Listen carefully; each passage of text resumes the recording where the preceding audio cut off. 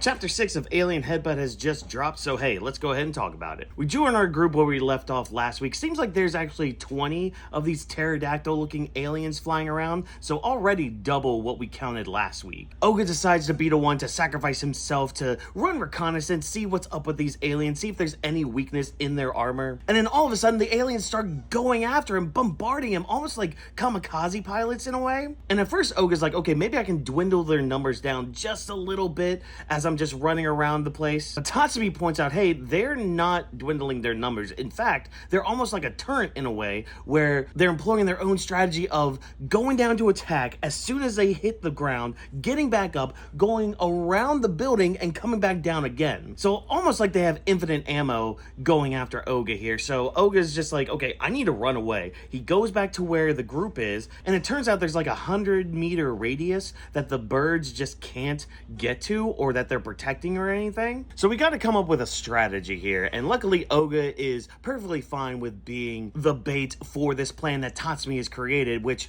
great plan from him. And we get a flashback here just to see of what Tatsumi's mindset is going into this fight. And it turns out he wanted to become a hunter, like a great hunter and all that. And after Oga had left the island, he went to his grandpa and was just like, Grandpa, please teach me how to hunt. And nice little bit of world building here where it's just like, okay, yeah, I can't give you a gun, but I'll give you this. It's a sling. So we have Tatsumi here with his own sling. He's using that to sling like rocks or something to go through the pterodactyl's paper thin wings, putting holes in them so that way they can't fly anymore. Great strategy and great setup too, because we've seen him with a rifle like a few chapters ago when Oga had found his pod on top of the school. So now that they're able to fire from like 200 meters away, or however far they actually are, Oga's now able to get these grounded pterodactyls and put them in a chokehold and defeat them. Very straightforward chapter. I do like us implementing a lot of strategy in this, and plus a lot of grounded strategy too. Like, it's not like this whole big power-up system and all that. No,